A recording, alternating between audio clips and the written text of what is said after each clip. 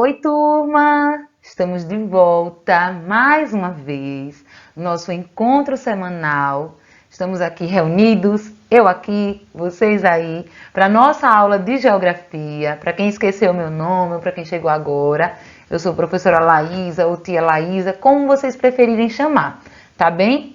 Então, nós estamos aqui para mais um encontro. Todas as semanas nós temos nosso encontrinho aqui, esse encontro marcado, né? Onde nós podemos compartilhar do nosso saber. Vocês vão aprender um pouquinho mais sobre o componente curricular Geografia. E aí vocês vão desvendar, têm desvendado esse mundo, né? Então, nós estamos aqui, e se estamos aqui, temos que começar a nossa aula. E para isso, antes de darmos início à nossa aula, porque hoje nós iremos fazer uma revisão do que estudamos anteriormente e uma atividade, tá bem? Então, antes de iniciarmos a nossa aula, eu tenho um recadinho para vocês, um recadinho de coração para vocês. Prestem atenção. Antes eu vou fazer uma pergunta. Quem costuma falar com Deus? Quem costuma conversar com Deus? Quem costuma orar, rezar? Ter um momento com Deus, um momento a sós com Deus. Eu acredito que muitos, né, ao acordar, tem o seu momento com Deus, ao deitar, tem o seu momento com Deus. Mas o que é que você conversa com Deus? Você só pede, só pede o que você quer? Ou você tem aquele momento de agradecer a Ele, de ser grata a Ele pelo que Ele faz na sua vida? De ser grata a Ele pelo ar que respiramos, pelo sol que nos aquece, pela chuva que cai e molha a terra, pelo nosso alimento, pela mamãe, pelo papai, pelos nossos irmãos, pela nossa vida. Você é grata a Deus porque você tem um teto onde você pode entrar, deitar, dormir, porque você tem um alimento. Nós precisamos ter um coração grato a Deus. Nós precisamos não só pedir, porque se pedir Ele nos dá, mas nós precisamos também reconhecer o que Ele já fez na nossa vida. Reconhecer aquilo que Ele já nos deu. Reconhecer tudo aquilo que Ele nos dá gratuitamente todos os dias. Então eu vou te dar um conselho. Que quando você for começar uma oração, escolha para fazer uma oração, naquele momento, faça uma oração de gratidão a Deus. Então você fale para Ele, querido Deus, desta vez eu não quero pedir, quero somente agradecer. E agradeça a Ele por tudo que Ele tem feito na sua vida. Reconheça tudo aquilo que Ele tem te dado, tudo aquilo que Ele tem entregado na sua vida, tudo aquilo que Ele tem feito por você e pela sua família. Seja grata ou grato a Ele. Tenha um momento de gratidão, tenha um coração grato a Deus, porque Ele é maravilhoso. Tá bem? E assim nós podemos começar a nossa aula. Vamos lá? Nós vamos agora revisar o que estudamos anteriormente. Quem aí lembra o que foi que nós estudamos na aula passada? Isso mesmo, nós estudamos sobre a população brasileira. Como se formou essa população tão bonita que é a população brasileira? Essa mistura de pessoas, essa mistura tão diferente que é o nosso povo brasileiro. Então, nós estudamos que a população brasileira ela está, primeiro, distribuída no território de forma desigual. Nós já estudamos anteriormente que o Brasil é um país de grande extensão territorial. Porém, essa população ela não está distribuída igualmente por todo o território. Existem áreas que são mais habitadas do que outras. Por exemplo, a região litorânea do Brasil, né? Nós vimos na aula passada, a parte do litoral ali do Brasil, a região sudeste, a região sul, a região nordeste, ela é muito mais habitada do que o interior do Brasil, a região norte e a região centro-oeste. Por que isso acontece? Isso aconteceu por quê? A colonização, quando os portugueses chegaram aqui no Brasil, eles primeiro povoaram a área do litoral. À medida que eles queriam explorar mais do Brasil, eles entravam para o interior do Brasil. E aí fizeram com que outras áreas também fossem povoadas. Ok? Mas, por ser uma área de boa localização, localizada ali no litoral, onde tem muitas praias, o setor turístico é grande, a área do litoral hoje é a área mais povoada do Brasil. Tá bem? E aí nós vimos o quê? Que a população brasileira tem uma diversidade cultural gigantesca. Foi uma mistura de povos, uma mistura de culturas, A princípio foram os portugueses, os indígenas, os africanos, cada um com a sua cultura, com o seu jeito, com os seus costumes próprios, foram trazendo aqui, introduzindo aqui no Brasil o que hoje nós temos como cultura. Por isso que a nossa cultura é tão diversificada, é tão grande. Então, hoje o Brasil é considerado um Brasil multicultural, né? Uma mistura muito grande. Também tivemos os imigrantes que vieram para o Brasil, os imigrantes asiáticos, europeus, né? Além dos portugueses. Nós tivemos italianos, alemães, nós tivemos libaneses, né? Asiáticos, né? Que vieram para o Brasil, que vieram viver aqui no Brasil. E aí trouxeram também a sua cultura, porque quando um povo chega em um lugar, ele traz também a sua cultura, o seu modo de vida, né? Traz os seus costumes e vai introduzindo naquele lugar, pegando os costumes que já tem ali e faz aquela mistura. Aí nós vimos que os indígenas, os africanos, os europeus e os asiáticos, eles foram muito importantes para a construção da nossa diversidade cultural, para a construção da cultura brasileira, da cultura do nosso povo. E aí, hoje nós temos essa mistureba, né? Eu costumo dizer que é uma salada muito grande, tá? Nós podemos ver, então, uma população hoje muito grande, né? Hoje a população brasileira está em torno de mais de 204 milhões de habitantes, né? Nós temos hoje mais de 204 milhões, distribuído pelo território, como eu falei, de forma desigual, tá? E aí nós temos o nosso Brasilzinho lindo, maravilhoso, tá bom? Então, nós compreendemos basicamente isso, né? Essa mistura de povos, essa mistura de culturas que deu origem ao povo brasileiro e à diversidade cultural do povo brasileiro, tá bem? Depois de realizarmos esse resumo, né, essa revisãozinha do que nós estudamos anteriormente, vamos avançar aqui um pouquinho e abrir o livro lá na página... Deixa eu pegar aqui meu livro, rapidinho. Aí abrir na página... deixa eu colocar aqui bem rápido. Vamos lá. Página 65. Desculpe, na página 65. Abra lá o seu livro na página 65. Além, né, dos imigrantes que vieram para o Brasil, a cultura brasileira também, né, ela é formada por conta dessa migração aqui dentro mesmo. Pessoas que saíram de um estado para outro, de uma região para outra, de um local para outro.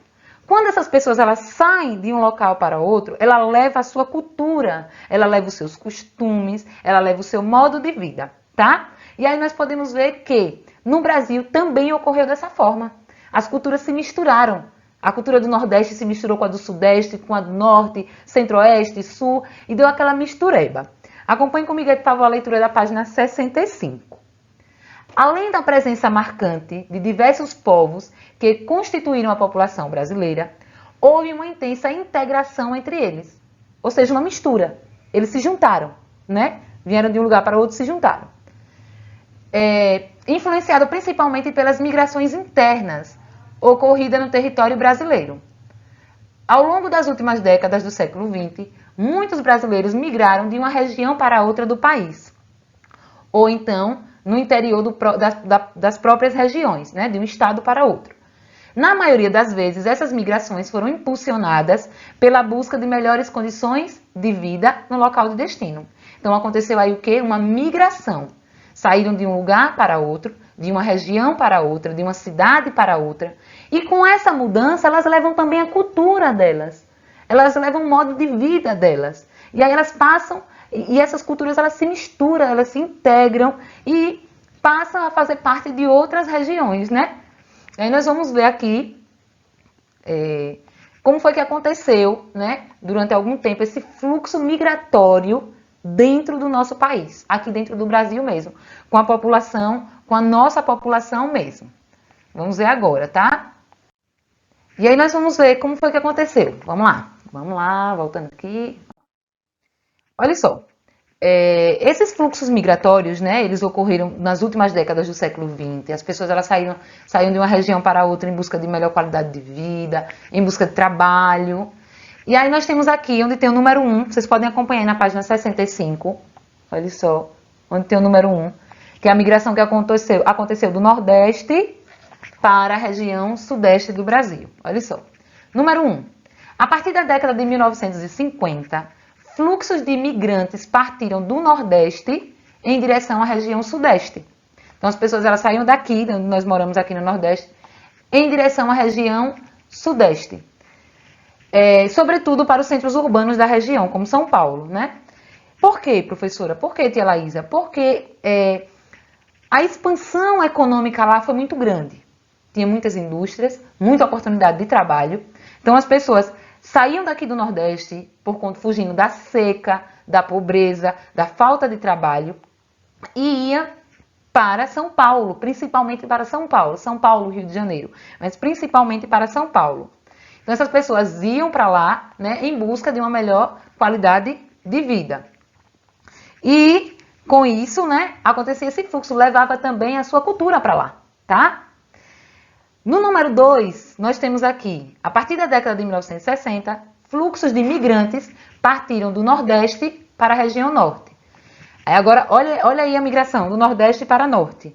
Saía dali do Nordeste para a região Norte, porque lá estava acontecendo a expansão da borracha, né? O fluxo, esse comércio da borracha. Então, as pessoas começaram a sair do Nordeste, busca de trabalho na região Norte. Buscavam trabalho na região Sudeste, na região Norte, tá? No 3, nós temos, entre as décadas de 1950 e 1970, fluxos de imigrantes partiram do Nordeste e do Sudeste em direção à região Centro-Oeste. Ou seja, grandes indústrias, grandes fábricas, grandes lavouras foram instaladas ali. Soja, milho, arroz.